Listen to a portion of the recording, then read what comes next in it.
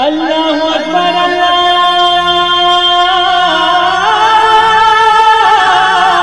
اکبر اللہ اکبر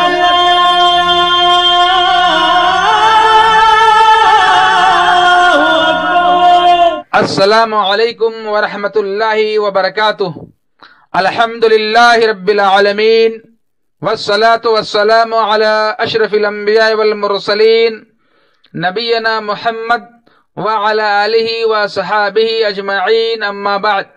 سامعین و سامعات، عزیز دوستو، ساتھیو، ماں اور بہنوں، آج بتاریخ 19 شوال 1441 ہجری، 10 اگست 2020 عیسوی، 26 ساون 2077 بکرمی، بروز سوموار صدائے حق ریڈیو پروگرام لے کر آپ حضرات کی خدمت میں محمد ہارون تیمی حاضر ہوں، جو روزانہ نیپالی وقت کے مطابق 1:30 سے لے کر 2:15 تک جنک نندنی ایف ایم 95.5 mega hertz Janakpur Dham, ضلع دھنوشا، نیپال سے نشر ہوتا ہے۔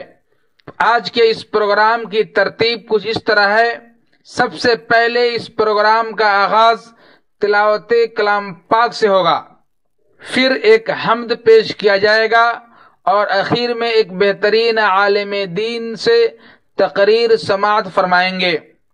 تو آج کا یہ پروگرام تلاوت کلام پاک سے اس کا آغاز ہو، تو میں چاہتا ہوں کہ قرآن کی تلاوت سے آغاز ہو محفل کا، قرآن کی تلاوت سے آغاز ہو محفل کا، اس نور سے پا جائیں ہم راستہ منزل کا، کیونکہ سب کتابوں سے بھلا قرآن ہے، سب کتابوں سے بھلا قرآن ہے، یہ ہمارا دین ہے، ایمان ہے۔ تو سامعین کرام، لیجئے سب سے پہلے قرآن مجید کی تلاوت سماعت فرمائیں۔ اعوذ باللہ من الشیطان الرجیم، بسم اللہ الرحمن الرحیم۔ وقالت اليهود ليست النصارى على شيء وقالت النصارى ليست اليهود على شيء وهم يتلون الكتاب كذلك قال الذين لا يعلمون مثل قولهم فالله يحكم بينهم يوم القيامة فيما كانوا فيه يختلفون ومن أظلم ممن منع مساجد الله أن يذكر فيها اسمه وسعى في خرابها أولئك ما كان لهم أن يدخلوها إلا خائفين لهم في الدنيا خزي ولهم في الآخرة عذاب عظيم ولله المشرق والمغرب فأينما تولوا فثم وجه الله إن الله واسع عليم وقالوا اتخذ الله ولدا سبحانه بل له ما في السماوات والأرض كل له قانتون بديع السماوات والأرض وإذا قضى أمرا فإنما يقول له كن فيكون وقال الذين لا يعلمون لولا يكلمنا الله أو تأتينا آية كذلك قال الذين من قبلهم مثل قولهم تشابهت قلوبهم قد بينا الآيات لقوم يوقنون۔ اللہ اکبر اللہ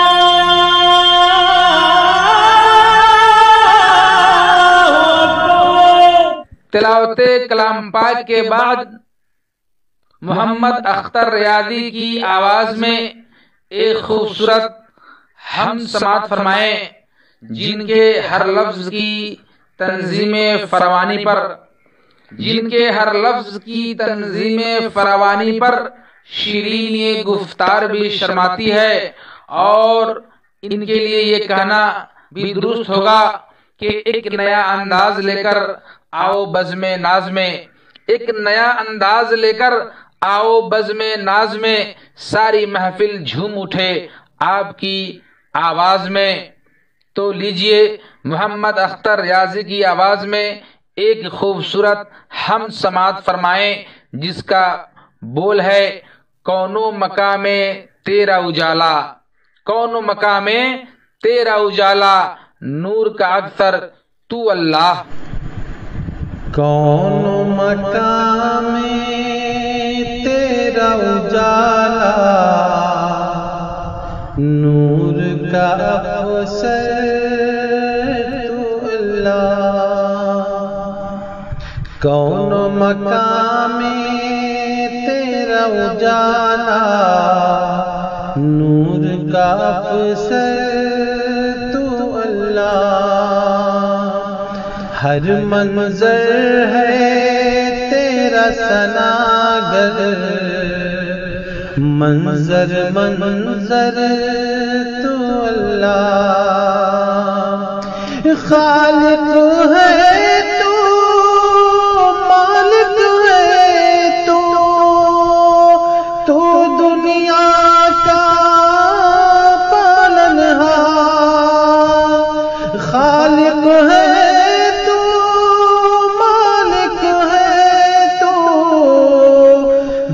دنیا کا پالنہار۔ سب سے افضل، سب سے نرالا، سب سے بڑھ کر تو اللہ۔ کون و مقام تیرا اجالا، نور کا افسر تو اللہ۔ برکھا تیری حمد سناتی، فصل تیرے گن گاتے ہیں۔ برکھا تیری حمد سناتی، فصل تیرے گن گاتی ہے۔ ہر بندے کا تو ہے شناسا، ہر بندے کا تو ہے شناسا۔ بندہ پرور تو اللہ۔ حاکم ہے تو سارے جہاں کا، تیرے سب عاجز۔ حاکم ہے تو سارے جہاں کا، تیرے آگے سب عاجز۔ بس میں ہے تیرے سب کا مقدر، بس میں ہے تیرے سب کا مقدر۔ سب سے برتر تو اللہ۔ دن بھر محنت کرتے ہیں، پھر بستر پر سوتے ہیں۔ دن بھر محنت کرتے ہیں، پھر بستر پر سوتے ہیں۔ شب کی ظلمت میں ہے نگہباں، شب کی ظلمت میں ہے نگہباں۔ رحم کا خوگر تو اللہ۔ میرے بس میں کچھ بھی نہیں ہے، تیرے بس میں سب کچھ ہے۔ میرے بس میں کچھ بھی نہیں ہے، تیرے بس میں سب کچھ ہے۔ سالک تو ایک بوند ہے خالی، گہرا ساگر تو اللہ کون مقام تیرا اجالا نور کا پسر تو اللہ ہر منظر ہے تیرا تناگر منظر منظر اللہ اکبر اللہ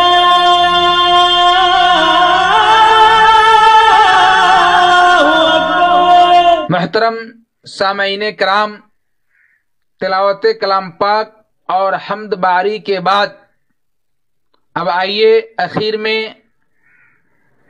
جناب فضیلت الشیخ عظیم الدین گلٹین نداف مدنی کا خطاب سماعت فرمائیں، جو جمعیت خدام المسلمین کے صدر ہیں۔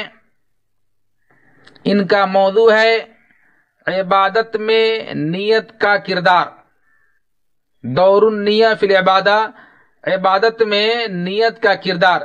ظاہر سی بات ہے کہ ہم جو بھی کام کو انجام دیں، جن جن عبادتوں کو انجام دے، اللہ رب العالمین کے یہاں نیت اور اخلاص مقصود ہے۔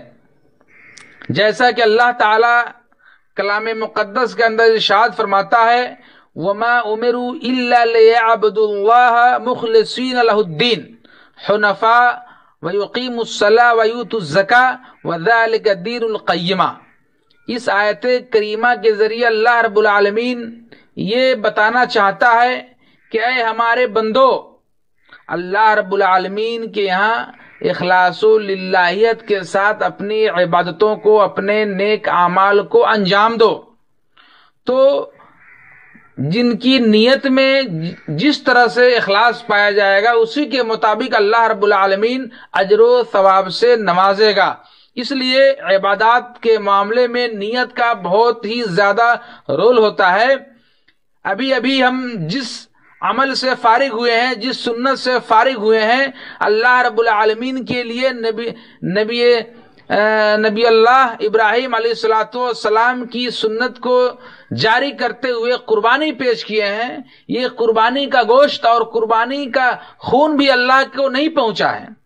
اگر پہنچا ہے تو ہمارا جو عمل ہے اس کے اندر اخلاص کیا ہے، اس کے اندر نیت کیسی ہے۔ اللہ رب العالمین کے یہاں ہماری نیتیں مطلوب ہے۔ جیسا کہ اللہ تعالیٰ کلام مقدس کے اندر ارشاد فرماتا ہے لَن يَنَالَ اللَّهَ لُحُومُهَا وَلَا دِمَاؤُهَا وَلَكِنْ يَنَالُهُ التَّقْوَى مِنْكُمْ، کہ اللہ رب العالمین کے نزدیک ہرگز نہ اس جانور کا گوشت پہنچتا ہے اور نہ ہی اس جانور کا خون پہنچتا ہے، بلکہ اللہ رب العالمین کے یہاں تمہارا تقوی پہنچتا ہے، تمہاری نیت پہنچتی ہے، تمہاری نیت میں کتنا اخلاص ہے، اللہ تعالیٰ اس چیز کو دیکھتا ہے۔ اور اللہ کے نبی صلی اللہ علیہ وسلم نے بھی فرمایا انما الاعمال بالنیات وانما لکل امرئ ما نوى، کہ عملوں کا دار و مدار نیتوں پر ہے، نیتوں پہ ڈیپینڈ کرتا ہے، نربھر کرتا ہے کہ ہماری نیتیں کیسی ہیں، ہم جن اعمال کو انجام دیتے ہیں اس میں اخلاص و للہیت ہے یا نہیں ہے، یا دنیا داری ہے، دکھاوا ہے، ریاکاری ہے۔ اگر ہماری نیتوں میں اخلاص نہیں ہے، اخلاص کا فقدان ہے، ہماری نیتوں میں دنیا داری ہے، ہماری نیتوں میں ریا و نمود اور دکھاوا ہے، تو ایسا عمل اللہ رب العالمین کے یہاں مقبول نہیں ہے بلکہ مردود ہے۔ تو میرے محترم بزرگ دوستو، ہم جس طرح کے بھی اعمال کو انجام دے، جس طرح کی بھی عبادات کو انجام دے، چاہے نماز پڑھے، روزہ رکھے، زکوٰۃ ادا کرے، حج کریں یا اللہ کے راستے میں خرچ کریں، اللہ رب العالمین ہماری نیتوں کو دیکھتا ہے کہ ہمارے بندوں کی نیتوں میں کیا ہے، کتنا اخلاص ہے، کتنا اللہ کا خوف اور ڈر ہے۔ تو ہمیں چاہیے کہ ہم اللہ رب العالمین کے لیے عبادتوں کو انجام دے، اللہ اور اللہ کے رسول صلی اللہ علیہ وسلم کے احکام کی تعمیل کرے، اطاعت و فرما برداری کریں، لیکن ہماری نیتوں میں خوشنودی ہو، اخلاص و للہیت ہو، تو اللہ رب العالمین کے یہاں قابل قبول ہے. اور ایسے بھی اعمال کی مقبولیت کے لیے 2 شرطیں ہیں. سب سے پہلی شرط اخلاص فی النیہ، یعنی اخلاص للہیت ہے نیت کے اندر، اور دوسرا مطابقت نبی پاک صلی اللہ علیہ وسلم کے طریقے اور سنت کے مطابق وہ اعمال ہونے چاہیے. تو میں اپنی بات کو اکتفا کرتے ہوئے مزید اس موضوع کی وضاحت کے لیے ہمارے بیچ آج ہیں فضیلت الشیخ عظیم الدین گلٹین نداف مدنی، جو جمعیت خدام المسلمین کے صدر ہیں. آئیے ہم سب مل کر ان کا خطاب سماعت فرمائیں. عنوان ہے عبادت میں نیت کا کردار. السلام علیکم ورحمۃ اللہ وبرکاتہ. ان الحمد للہ نحمده ونستعینه ونستغفره ونؤمن به ونتوکل علیہ ونعوذ باللہ من شرور انفسنا من سیئات اعمالنا من یهده اللہ فلا مضل له ومن يضلل فلا هادي له واشهد ان لا اله الا الله وحده لا شريك له واشهد ان محمدا عبده ورسوله ارسله بالحق بشيرا ونذيرا. اما بعد فاعوذ بالله من الشيطان الرجيم. وما امروا الا ليعبدوا الله مخلصين له الدين حنفاء. وقال النبي صلى الله عليه وسلم انا اغنى الشركاء عن الشرك من عمل عملا اشرك فيه معي غيري تركته وشركه. رب اشرح لي صدري ويسر لي امري واحلل عقدة من لساني يفقهوا قولي. رب زدني علما. جملہ قسم کی حمد و ثنا برائی بزرگی اس پاک پروردگار عالم کے لیے لائق اور زیبا ہے جس نے اس دار فانی میں ہمیں اور آپ کو پیدا کیا، پھر ہماری ہدایت کے لیے، راہبری کے لیے رب العالمین نے اس روئے زمین کے اوپر تقریباً 1,24,000 انبیاء کرام کا سلسلہ قائم کیا، اور آخر میں دین اسلام کے حکام کو خاتمے کی حیثیت سے، دین اسلام مکمل کرنے کی حیثیت سے اللہ رب العالمین نے رحمت للعالمین جناب عربی محمد رسول اللہ صلی اللہ تعالی علیہ وسلم کو اس روئے زمین کے اوپر بھیجا. اللہ کا بے شمار درود و سلام نازل ہوں اللہ کے تمام برگزیدہ پیغمبر، خصوصاً جناب عربی محمد رسول اللہ صلی اللہ علیہ وسلم کے اوپر. محترم اسلامی نوجوان ساتھیوں اور میرے عزیز بزرگوں اور دوستوں اور میری پردہ نشین ماں اور بہنیں، آج ہم آپ لوگوں تک جنک نندنی FM کے ذریعے ایک اہم موضوع کی طرف لے جانا چاہتا ہوں، اور وہ موضوع ہے عبادات میں نیت کا کردار. میرے بھائیوں اور دوستوں، نیت نام ہے دل کے پکے ارادے کا، اور یہ نیت عبادات کی روح ہے. عبادات نام ہے نیت اور عمل کا. عمل عبادات کا جسم ہے تو نیت اس کے روح ہے، اور بغیر نیت کے کوئی بھی عمل قابل قبول نہیں ہے، اور نیت کا مکان دل ہے، اور زبان کے ذریعہ نیت کرنا یہ شرعاً اور عقلاً جائز نہیں ہے۔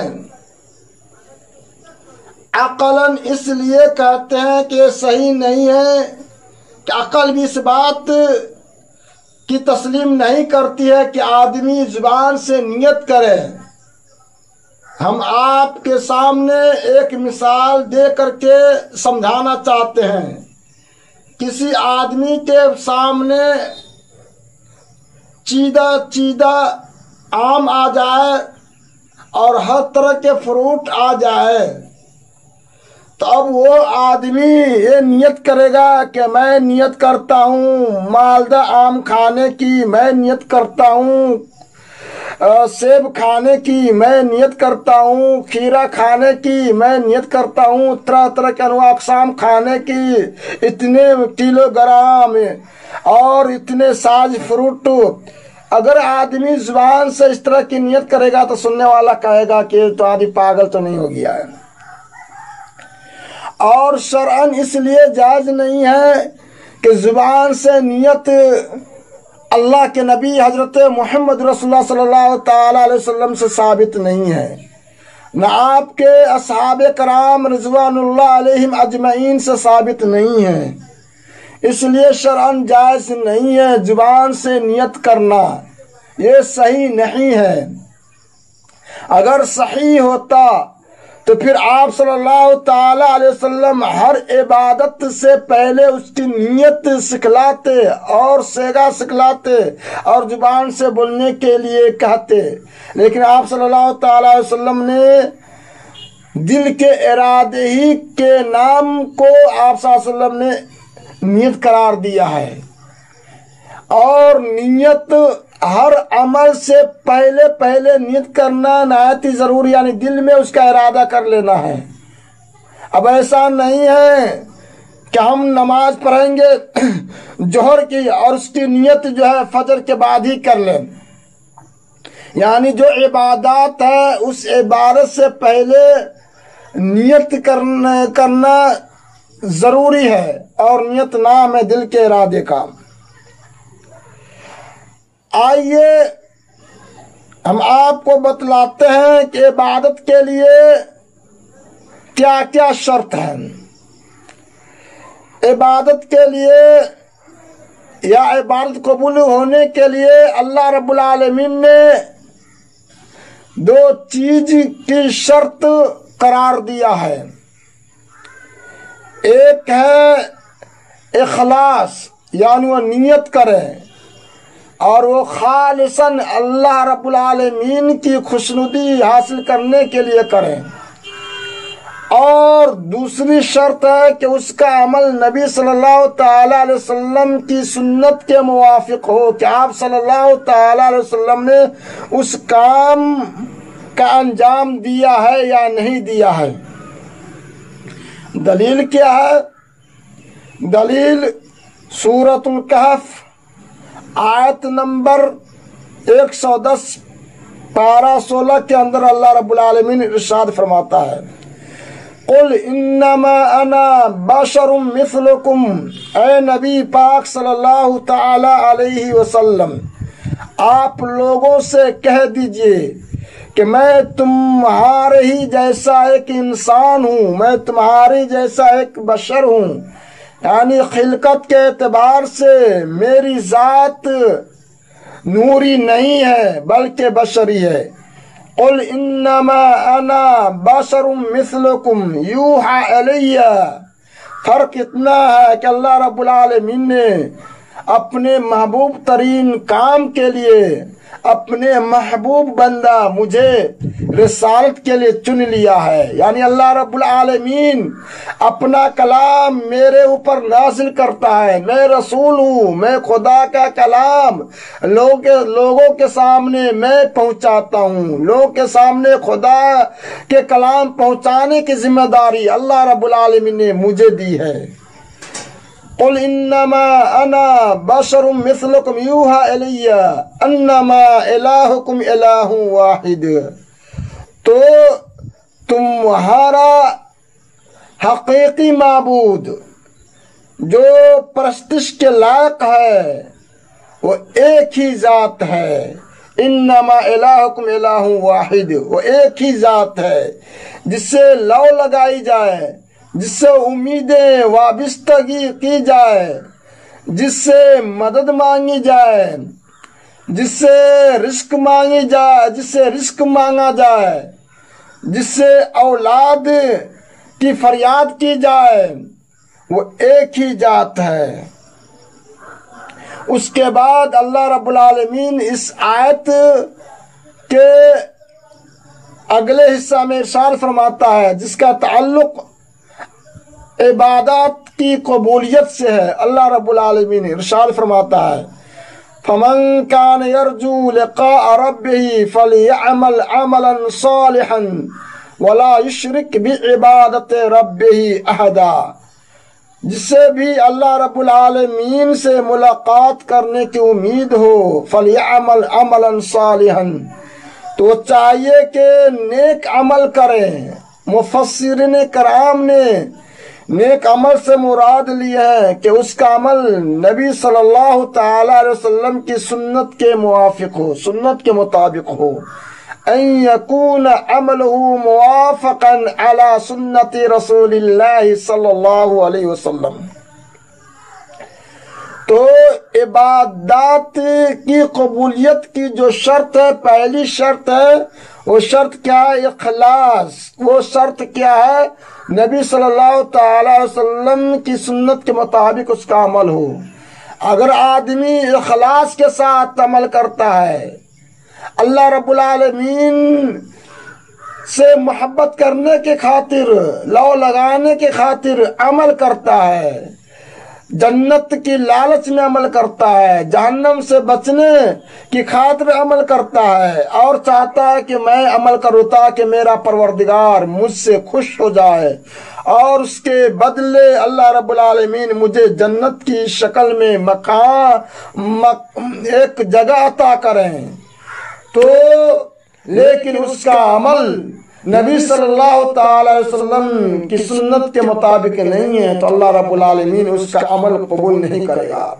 اسی طریقے سے کوئی بھی آدمی عمل کرتا ہے لیکن اس کا عمل نبی صلی اللہ تعالی علیہ وسلم کی سنت کے مطابق تو ہے، لیکن اس عمل کے اندر ریاکاری ہے، دکھلاوا ہے، یا پھر وہ عمل غیر اللہ کے لیے انجام دیتا ہے، تو گویا کہ اس کا عمل اخلاص سے فقدان ہے. اس کی بنا پہ اس کا عمل عند اللہ قابل قبول نہیں ہے.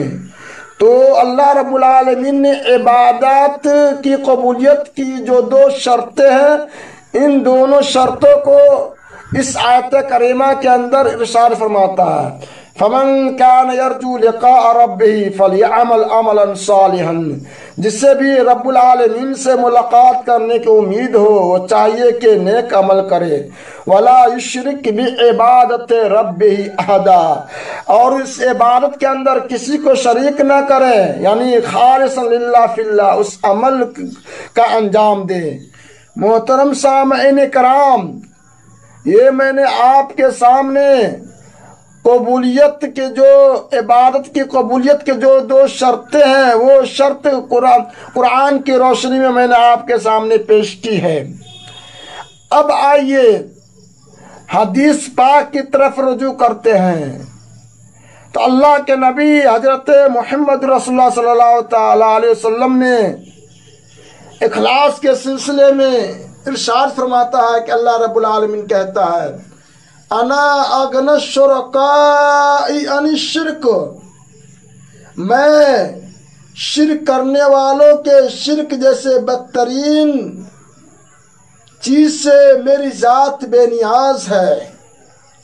من عمل عملا اشرک فیہ معی غیری، جس نے ایسا کام کیا جو میرے لیے بھی انجام دیا ہو اور میرے علاوہ دوسرے کے لیے بھی انجام دیا ہو، یعنی اس کام کے اندر دو لوگوں کو شریک کیا ہو، مجھے بھی شریک کیا ہو اور دوسروں کی بھی شریک کیا ہو، تو اللہ رب العالمین کہتا ہے ترکتہ وشرکہ، تو شرک کرنے کی وجہ سے میں مشرکین کو بھی چھوڑ دیتا ہوں اور اس کے عمل کو بھی چھوڑ دیتا ہوں۔ چھوڑنے کا مطلب یہ ہے کہ اس مشرکین کے اعمال اللہ رب العالمین قابل قبول نہیں، اللہ رب العالمین قبول نہیں کرے گا، اس کے اعمال قابل قبول نہیں ہوں گے۔ اور اگر یہ تو اخلاص کی دلیل میں نے آپ کے سامنے حدیث رسول سے پیش کی ہے۔ اب آتے ہیں کہ جو آدمی عمل کرتا ہے اخلاص کے ساتھ لیکن اس کا عمل نبی صلی اللہ تعالی علیہ وسلم کی سنت کے موافق نہیں ہو پاتا ہے، تو بھی اللہ رب العالمین اس کا عمل قبول نہیں کرے گا، جیسا کہ پیارے نبی جناب عربی محمد رسول اللہ صلی اللہ تعالی علیہ وسلم نے ارشاد فرمایا من عمل عملا لیس علیہ امرنا فہو رد، جس کسی نے ایسا کام کیا جس کا حکم میں نے نہیں دیا ہے تو گویا کہ اس کا عمل قابل تردید ہے، ان ایکسپٹیڈ ہے، ریجیکٹیڈ ہے، اللہ رب العالمین اس کا عمل قبول نہیں فرمائے گا۔ یہ اللہ کے نبی حضرت محمد رسول اللہ صلی اللہ تعالی علیہ وسلم نے ارشاد فرمایا۔ قرآن کریم کا اس بات پر بڑا زور ہے کہ کائنات کے نظام میں یکسانیت کی وجہ سے کائنات میں بگاڑ نہیں ہوا ہے، اس کا انحصار ایک سورج پر یہ کہہ کر کے پکارا گیا ہے، جیسا کہ اللہ تبارک و تعالی سورہ مومنون آیت نمبر 91 کے اندر ارشاد فرمایا ہے مَتَّخَذَ اللَّهُ مِن وَلَدٍ وَمَا كَانَ مَعَهُ مِنْ إِلَٰهٍ إِذًا لَذَهَبَ كُلُّ إِلَٰهٍ بِمَا خَلَقَ وَلَعَلَى بَعْضُهُمْ عَلَى بَعْضٍ سُبْحَانَ اللَّهِ عَمَّا يَصِفُونَ، کہ رب قدیر نے کسی کو اپنی اولاد نہیں بنایا اور کوئی دوسرا خدا اس کے ساتھ نہیں۔ اگر ایسا ہوتا تو ہر خدا اپنی خلق کو لے کر الگ الگ ہو جاتا اور پھر وہ ایک دوسرے پر چڑھ دوڑتا۔ پاک ہے وہ ذات ان باتوں سے جو یہ لوگ بنا رہے ہیں۔ میرے محترم بھائیو، اسی سے ملتی جلتی ایک مثال ہے کہ ہر ریاست کا ایک ہی سربراہ ہوتا ہے اور ہر گاڑی کا ایک ہی ڈرائیور ہوتا ہے۔ اگر آسمان و زمین اور ان کے درمیان موجود چیزوں پر مشتمل کائنات کا خالق ایک نہ ہوتا تو پھر کیا ہوتا؟ اس کا جواب اللہ تبارک و تعالی نے یہ کہہ کر کے دیا لو کان فیہما آلہۃ الا اللہ لفسدتا، اللہ کی توحید کا اس سے زیادہ طاقتور ثبوت کوئی اور نہیں ہو سکتا، کیونکہ ہر درجے کی عقل رکھنے والوں کے لیے یہ سادہ ثبوت بہت کافی ہے۔ میرے محترم بھائیو، دین اسلام میں عقیدہ توحید پہلا اور بنیادی رکن ہے۔ اسلامی نظریے میں حیات اسی تصور کو اسلام کے رگ و ریشے میں اتارنے اور اس کے قلب و باطن میں جاگزی کرنے سے متحقق ہوتا ہے۔ تصور توحید کی اساس تمام مصوران باطلہ کی نفی اور ایک خدائے لم یزل کی اثبات پر ہے۔ عقیدہ توحید پر ہی ملت اسلامیہ کے قیام، بقا اور ارتقاء کا انحصار ہوتا ہے۔ سامعین کرام، یہی توحید امت مسلمہ کی قوت، علامت کا سرچشمہ اور اسلامی معاشرے کی روح رواں ہے۔ یہ توحید ہی تھی جس نے ملت اسلامیہ کو ایک لڑی میں پرو کر قابل تسخیر قوت بنا دیا۔ امام جعفر الطحاوی رحمہ اللہ عقیدہ توحید کی تشریح کرتے ہوئے بیان فرماتے ہیں کہ نقول فی توحید اللہ معتقدین بتوفیق اللہ ان اللہ تعالی واحد لا شریک له ولا شیء مثله ولا شیء يعجزه ولا الہ غیره قدیم بلا ابتداء دائم بلا انتہاء لا يفنی ولا يبید ولا يكون الا ما يريد لا تبلغه الاوهام ولا يشبه الانام حی لا يموت قیوم لا ينام خالق بلا حاجہ رازق بلا مؤونہ او الى آخری، جس کا مطلب یہ ہے کہ ہم اللہ رب العزت کی توحید پر اعتقاد رکھتے ہوئے اسی کی توفیق سے کہتے ہیں کہ اللہ تبارک و تعالیٰ کی ذات یکتا و قادر ہے، اس کے ساتھ کوئی شریک نہیں، کوئی شیء اس کے مثل نہیں، اور کوئی چیز اللہ تبارک و تعالیٰ کو کمزور اور عاجز نہیں کر سکتی، اس کے سوا کوئی عبادت کے لائق نہیں، وہ قدیم ہے جس کے وجود کے لیے کوئی ابتدا نہیں، وہ زندہ جاوید ہے جس کے وجود کے لیے کوئی انتہا نہیں، اس کی ذات کو فنا اور زوال نہیں، اس کے ارادے کے بغیر کوئی چیز نہیں ہو سکتا، اس کی حقیقت فکر انسانی رسائی سے بلند تر ہے اور انسانی عقل و فہم اور اس کا ادراک سے قاصر ہے، اس کی مخلوق کے ساتھ کوئی مشابہت نہیں، وہ ازل سے زندہ ہے جس پر کبھی موت وارد نہیں ہوگی اور ہمیشہ قائم رہنے والا ہے، جو نیند سے پاک ہے، وہ بغیر کسی حاجت کے خالق، وہ بغیر کسی محنت کے رازق ہے، بغیر کسی مشقت کے دوبارہ زندہ کرنے والا ہے۔ اللہ تبارک و تعالی مخلوق کو پیدا کرنے سے قبل ہی اپنی صفات کاملہ سے متصف تھا، اس نے مخلوق کے وجود سے کوئی ایسی صفت حاصل نہیں کی جو اسے پہلے سے حاصل نہ تھی، بلکہ وہ رب قدیر، قدرت رکھنے والا، جاننے والا، سننے والا، دیکھنے والا، چاہنے والا، ارادہ رکھنے والا ہے۔ محترم سامعین، انبیاء کرام علیہم السلام اللہ تبارک و تعالیٰ کی طرف سے ان کے بندوں کی طرف پیغمبر بنا کر بھیجے گئے، جو کہ انہیں اللہ تبارک و تعالیٰ کے احکام پہنچاتے اور انہیں ہدایت کی نصیحت کی باتیں کرتے، اور اگر وہ ان کی اطاعت کریں گے تو انہیں ان نعمتوں کی خوشخبری دیتے اور نافرمانی کرنے کی صورت میں ہمیشگی والے عذاب سے ڈراتے، اور پہلی امتوں کو اللہ تعالیٰ کی مخالفت کے سبب سے ان پر دنیا میں جو عذاب نازل ہوا، سزا دی گئی، ان کے قصے اور خبریں قرآن میں موجود ہیں۔ جملہ انبیاء اور رسل کا دین توحید ہے۔ تمام انبیاء اور رسل کے مشترک دین کو واقعتاً ایک لفظ سے تعبیر کریں گے تو وہ ہوگا دین توحید، چاہے نوح علیہ السلام کا دور ہو، چاہے ابراہیم کا دور ہو، چاہے حضرت موسیٰ اور عیسیٰ کا دور ہو، اور چاہے نبی کریم صلی اللہ علیہ وسلم کی دعوت ہو، ان سب کا دین ایک ہی رہا ہے اور وہ ہے دین توحید۔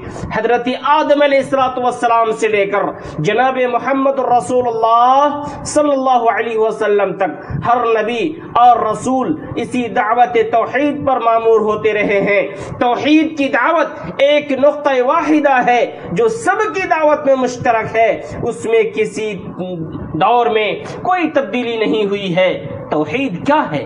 توحید یہ ہے کہ انسان کو ہر معاملے میں اللہ کا حکم ماننا ہے، اس کی ہدایت پر چلنا ہے۔ یہی تاکید جنت سے حضرت آدم علیہ السلام کے حبوط ارضی کے موقع پر کر دی گئی تھی۔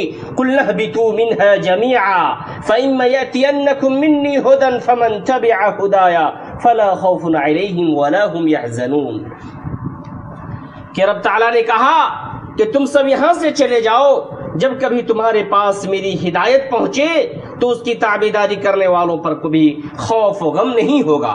سامعین کرام، توحید کا اصل تقاضا یہ ہے کہ اللہ کی بھیجی ہوئی ہدایت اور اوامر و نواہی کے مطابق اس دنیا کی زندگی بسر کی جائے، کیونکہ تمام انبیاء و رسل کی دعوت کا مرکزی نقطہ یہی توحید رہا ہے۔ قرآن مجید میں جن انبیاء و رسل کا ذکر آیا ہے سب کی دعوت یہی ملے گی، ان اعبدوا اللہ ما لکم من الہ غیرہ، کہ اللہ تبارک و تعالی کی عبادت کرو، اس کے سوا کوئی تمہارا معبود نہیں ہے۔ مختلف رسولوں کے دور میں شریعت کے احکام بدلتے رہے ہیں، اس ضمن میں اللہ کا حکم ایک وقت میں ایک ہے تو دوسرے وقت میں دوسرا ہے، لیکن توحید وہی ہے۔ اس وقت اس احکام کی اطاعت کر لینا توحید تھی، اس وقت اس حکم کی تعمیل کرنا توحید ہے۔ اس بات کی وضاحت کے لیے مختلف شریعتوں کے فرق کو بیان کرنے کے بجائے خود محمد اکرم صلی اللہ علیہ وسلم کی حیات طیبہ سے ایک مثال پیش ہے، جس میں انشاءاللہ بات واضح طور پر سمجھ میں آ جائے گی کہ ہجرت کے بعد تقریباً 16 مہینے حضرت صلی اللہ علیہ وسلم نے بیت المقدس کی طرف رخ کر کے نماز پڑھی، تاکہ حکم آ گیا کہ فولی وجہ کا شطر المسجد الحرام، پھر آپ منہ پھیر لیجئے، اپنے چہرے کو مسجد حرام کی طرف کر لیجئے۔ اس پر بعض صحابہ کرام رضی اللہ عنہم اجمعین میں ایک بے چینی سی کیفیت پیدا ہو گئی، اس لیے کہ ان کو خوب اندازہ تھا کہ نماز تو عماد الدین ہے، دین کا ستون ہے، رکن ہے، بلکہ ایمان اور کفر میں امتیاز کرنے والی چیز در حقیقت یہ صلاۃ یعنی نماز ہے، اس کی دین میں بہت اہمیت ہے۔ اس کو خیال آ گیا کہ اگر 16 مہینے ہم نے غلط رخ پر نماز پڑھی تو ہماری ان نمازوں کا کیا ہوگا۔ دوسرے یہ ہے کہ اس دور میں جن مسلمانوں کا انتقال ہو گیا ہے اب ان کا کیا ہوگا۔ پس منظر میں یہ تشویش موجود تھی، جس کے ازالے کے لیے اسی مقام پر یہ الفاظ آ گئے وَمَا كَانَ اللَّهُ لِيُضِيعَ إِيمَانَكُمْ، کہ اللہ تبارک و تعالی تمہاری ایمان ہرگز ضائع نہیں کرے گا۔ فکر نہ کرو، اس وقت تم نے اگر بیت المقدس کی طرف رخ کر کے نماز پڑھی ہے تو حکم خداوندی وہی تھا۔ اس وقت اسی اللہ تبارک و تعالی کا حکم یہ ہے کہ مسجد حرام کی طرف رخ کر کے نماز پڑھو، تو اس وقت توحید کا تقاضا وہ تھا، اس وقت توحید کا تقاضا یہ ہے۔ گویا حکم بدل سکتا ہے، اصول نہیں بدل سکتے ہیں۔ اصول یہ ہے کہ اللہ کے حکم پر چلنا ہے، جس وقت جو حکم ہو اسے ماننا ہوگا۔ اسی طریقے سے دوسری مثال سیرت نبی صلی اللہ علیہ وسلم کا دیکھ لیجئے کہ نبی صلی اللہ علیہ وسلم کی مکی زندگی، مکی دور میں حکم ہے کہ مشرکین اگر تمہیں دہکتے ہوئے انگاروں میں لٹاتے رہیں تو جھیلو، برداشت کرو، ہاتھ مت اٹھاؤ۔ اس وقت اس حکم کی اطاعت کرنا اللہ کی اطاعت تھی، جبکہ مدنی دور میں آپ صلی اللہ علیہ وسلم کو یہ حکم دیا گیا وَقَاتِلُوا فِي سَبِيلِ اللَّهِ الَّذِينَ يُقَاتِلُونَكُمْ، اور جنگ کرو اللہ کے راستے میں ان سے جو تم سے جنگ کرتے ہیں۔ اب اس حکم پر عمل کرنا توحید ہے، اللہ کی اطاعت ہے۔ اللہ کی اطاعت وہاں وہ تھی، یہاں یہ ہے اللہ کی اطاعت کا اصول قائم رہے گا اگرچہ حکم بدل گیا ہے۔ حضرت نوح علیہ السلام کی شریعت کچھ اور، جیسا کہ اللہ تبارک و تعالی نے قرآن مجید میں ارشاد فرمایا لِكُلٍّ جَعَلْنَا مِنْكُمْ شِرْعَةً وَمِنْهَاجًا، ہم نے تم انسانوں میں سے ہر ایک کے لیے ایک شریعت اور راہ عمل مقرر کی۔ سابقہ امتیں اگر ان کو دی ہوئی شریعتوں کا وہ کار بند رہے ہوں تو انہوں نے توحید کا تقاضا پورا کیا۔ اب شریعت محمد صلی اللہ علیہ وسلم پچھلی تمام شریعتوں کی ناسخ ہے، اب ان پر چلنا توحید اور اطاعت الہی کا تقاضا ہے۔ اس کی ایک دلیل جو مسند احمد کی روایت میں ہے اور جسے شیخ البانی رحمہ اللہ نے اسے حسن قرار دیا ہے، عن جابر بن عبد الله رضی اللہ عنہما ان عمر بن الخطاب اتى النبي صلى الله عليه وسلم بكتاب اصابه من بعض اهل الكتاب فقراه على النبي صلى الله عليه وسلم فغضب وقال أمتهوكون فيها يا ابن الخطاب والذي نفسي بيده لو جئتكم بها بيضاء نقيا لا تسألوهم عن شيء فيخبروكم بحق فتكذبوا به أو بباطل فتصدقوا به والذي نفسي بيدي لو أن موسى كان حيا ما وسعه إلا أن يتبعني رواه أحمد وحسنه الباني رحمه الله۔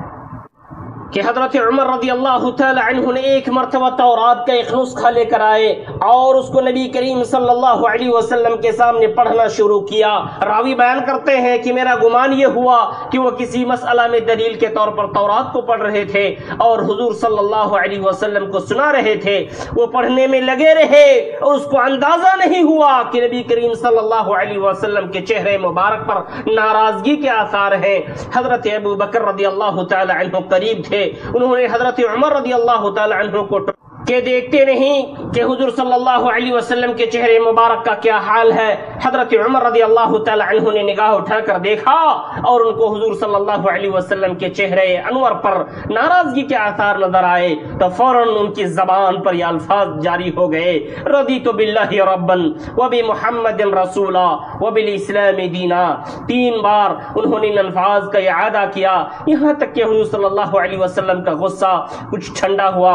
پھر حضور صلی اللہ علیہ وسلم نے فرمایا اے عمر اگر حضرت موسیٰ علیہ السلام بھی اس وقت زندہ ہوتے تو ان کو بھی میری اتباع کے بغیر چارہ نہیں تھا، اس لیے کہ تمام سابقہ شریعت محمد صلی اللہ علیہ وسلم کے آنے کے بعد منسوخ ہو چکی ہے۔ اس سے نتیجہ یہ نکلا کہ اگرچہ انبیاء اور رسل کی شریعتیں مختلف رہی ہیں تاہم دین ایک ہی رہا ہے، اور وہ دین ہے دین توحید۔ حاصل کلام یہ ہے کہ اللہ ایک اور وحدہ لا شریک لہ ہے، اور خدا تو وہی ہوگا جس کی قدرت محدود نہ ہو بلکہ لامحدود ہو۔ ہر سمجھدار انسان اس بات سے اتفاق رکھے گا کہ معبود وہی ہستی ہو سکتی ہے جو کامل ہو، قادر مطلق ہو۔ کوئی بھی انسان کامل ہستی کے سوا کسی اور پر ایمان لانا پسند نہیں کر سکتا، اور کامل مطلق ہستی وہی ہوگی جو لامحدود قدرت کے مالک ہو اور کمال مطلق کی صفات رکھتی ہو۔ ایسی ہستی جس کا احاطہ انسان کی محدود عقل کر سکے وہ معبود نہیں بن سکتی، وہ الہ نہیں بن سکتی۔ میرے محترم بھائی، کلمہ گوئی یعنی صرف زبان سے کلمہ پڑھ لینے سے آدمی مسلمان نہیں ہو سکتا۔ مسلمان وہ ہے جو زبان سے اقرار کے ساتھ ساتھ سچے دل سے ان تمام باتوں کی تصدیق کرے جو ضروریات دین سے ہے، محمد صلی اللہ علیہ وسلم کو ہر بات میں سچا جانے، اور اس کے کسی قول یا فعل سے اللہ و رسول کا انکار یا توہین نہ پائی جائے۔ زبان سے اسلام کا دعویٰ اور دل میں اسلام سے انکار کرنا یہ تو نفاق کی علامت ہے، اور یہ بھی خالص کفر ہے، بلکہ ایسے لوگوں کے لیے جہنم کا سب سے نچلا طبقہ ہے۔ قرآن مجید میں عقیدہ توحید کی پختگی حاصل کرنے کے لیے سورہ اخلاص کا ورد کرتے رہنا چاہیے، اور یاد رکھنا چاہیے کہ توحید اسلام کا بنیادی درس ہے۔ حضرت معاذ بن جبل رضی اللہ تعالی عنہ سے مروی ہے کہ رسول اللہ صلی اللہ علیہ وسلم نے ارشاد فرمایا کہ لا الہ الا اللہ، یعنی اللہ تبارک و تعالی کے سوا کوئی معبود کا حقدار نہیں، ان کی شہادت دینا یہ جنت کی کنجی ہے۔ اس حدیث مبارکہ میں شہادت توحید سے مراد دعوت ایمان و اسلام کو قبول کرنا ہے۔ اللہ تبارک و تعالی پر ایمان لانے کا مطلب یہ ہوا کہ ہم تسلیم کریں گے کہ اللہ تبارک و تعالی ایک ہے اور اپنی ذات و صفات اور افعال میں یکتا ہے۔ حقیقہ کسی امر میں کوئی اس کا شریک نہیں، نہ وجود میں، نہ الوہیت میں، نہ قدم اور ازلیت میں، نہ استحقاق عبادت میں، نہ تدبیر و تصرف میں، وہ اپنی ذات اور صفات میں منفرد اور اکیلا۔ آخر میں اللہ تبارک و تعالی سے دعا ہے کہ ہمارے ایمان کو تا حیات سلامت رکھے اور ہمیں اپنے احکامات پر عمل کرنے والا بنائے، آمین۔ اور ہر آدمی کو قرآن و حدیث پر تدبر کر کے اس پر عمل پیرا ہونے کی توفیق عطا فرمائے۔ اقول قولی ھذا واستغفر اللہ لی ولکم من کل ذنب فاستغفروہ انہ هو الغفور الرحیم۔ والسلام علیکم ورحمۃ اللہ وبرکاتہ۔ اللہ اکبر اللہ